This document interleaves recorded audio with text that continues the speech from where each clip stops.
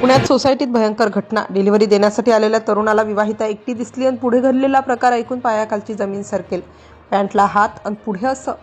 पुण्यातील एका शांत सुरक्षित समजल्या जाणाऱ्या सोसायटीत सायंकाळच्या वेळेला अचानक असा प्रकार घडला की काही क्षणांसाठी सगळ्यांच्याच अंगावर शहारे आले. बाहेरून पाहिलं तर सर्व काही अगदी नेहमीसारखंच होतं. लोक आपल्या कामातून घरी परतत होते, काही जण सोसायटीच्या आवारात फिरत होते, तर काही जण घरातल्या रोजच्या कामात गुंतले होते. पण त्या एका घराच्या दरवाजामागे जे घडणार होतं त्याची कल्पना कोणालाही नव्हती. त्या दिवशी सायंकाळची वेळ होती. शहरातल्या हजारो घरांप्रमाणेच त्या घरातही ऑनलाईन मागवलेल्या सामानाची वाट पाहिली जात होती. मोबाईलवर ॲपमध्ये डिलिव्हरी येत आहे असा मेसेज आला आणि काही वेळातच सोसायटीच्या गेटवर एक दुचाकी येऊन थांबली. हेल्मेट घातलेला एक तरुण हातात पार्सल घेऊन त्या बिल्डिंगकडे चालत गेला. सोसायटीत येणाऱ्या जाणाऱ्या डिलिव्हरी बॉयची सगळ्यांनाच सवय झाली आहे. रोज कोणी ना कोणी पार्सल घेऊन येतच असतं. त्यामुळे त्या दिवशीही कोणी त्याच्याकडे विशेष लक्ष दिलं नाही. तो सरळ लिफ्टमध्ये गेला आणि काही क्षणातच एका फ्लॅटसमोर उभा राहिला. दरवाजाची बेल वाजली. घरात एक विवाहिता तरुणी होती. तिने दरवाजा उघडला. समोर उभा असलेला डिलिव्हरी बॉय हातात पार्सल घेऊन उभा होता. तिने पार्सल घेतलं, मोबाईलवर OTP सांगितला आणि व्यवहार संपल्यासारखं वाटलं. दरवाजा बंद होणार इतक्यात तो थांबला. त्याने शांतपणे एक विनंती केली, पाणी मिळेल का?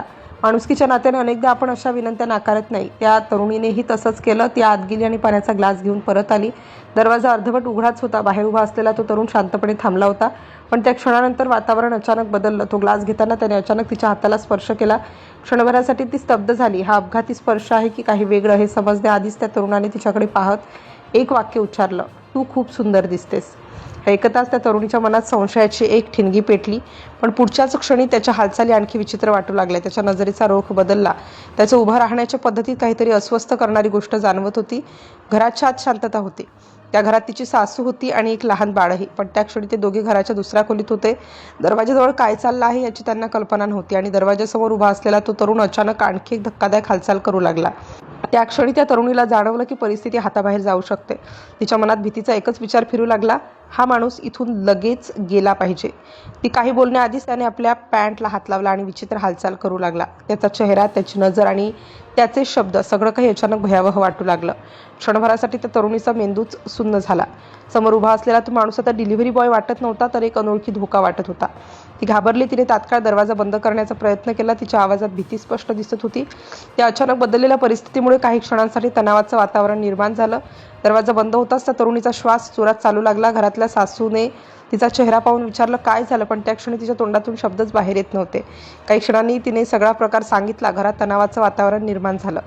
त्यानंतर लगेच तिच्या पतीला फोन करण्यात आला. घटनेची माहिती मिळताच तोही हादरला, कारण हा प्रकार अगदी घराच्या दरवाजात घडला होता. सुरक्षित समजल्या जाणाऱ्या सोसायटीत सायंकाळच्या वेळेला असा अनुभव येईल याची कल्पना कोणालाही नव्हती. यानंतर निर्णय घेतला गेला, हा प्रकार पोलिसांपर्यंत पोहोचायला हवा. त्या तरुणीने पोलीस ठाण्यात जाऊन तक्रार दिली. तक्रारीनंतर पोलिसांनी परिसरातील CCTV कॅमेरे तपासायला सुरुवात केली. सोसायटीच्या गेटपासून बिल्डिंगपर्यंत त्या डिलिव्हरी बॉयच्या हालचाली स्पष्टपणे कॅमेऱ्यात दिसत होत्या. पोलिसांनी त्या फुटेजच्या आधारे तपास सुरू केला. या घटनेनंतर सोसायटीत राहणाऱ्या लोकांमध्ये चर्चा सुरू झाली. अनेकांनी सांगितलं की रोज डिलिव्हरी बॉय घरापर्यंत येतात, पण त्यांच्या वागणुकीकडे फारसं लक्ष दिलं जात नाही. मात्र त्या दिवशी घडलेली घटना वेगळी होती, कारण हा प्रकार फक्त गैरसोयीचा नव्हता, तर एका महिलेला घाबरवणारा आणि अस्वस्थ करणारा अनुभव ठरला. या सगळ्या प्रकारानंतर एक प्रश्न पुन्हा समोर आला.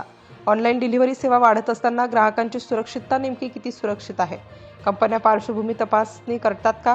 सोसायटीत प्रवेश करताना नियम किती कडक असतात आणि ग्राहकांनी स्वतः कोणती काळजी घ्यायला हवी? पोलीस तपास करत असताना या प्रश्नांचीही चर्चा सुरू झाली आणि शेवटी तपासातून समोर आलं की पुण्यातील त्या सोसायटीत पार्सल देण्यासाठी आलेल्या डिलिव्हरी बॉयने पाणी मागण्याचा बहाण्याने विवाहिता तरुणीशी अयोग्य वर्तन केलं आणि तिचा हात पकडला, अश्लील हालचाल केली. या प्रकरणी तरुणीच्या तक्रारीवरून पोलिसांनी विनयभंगाचा गुन्हा नोंदवला असून आरोपीचा शोध सुरू आहे.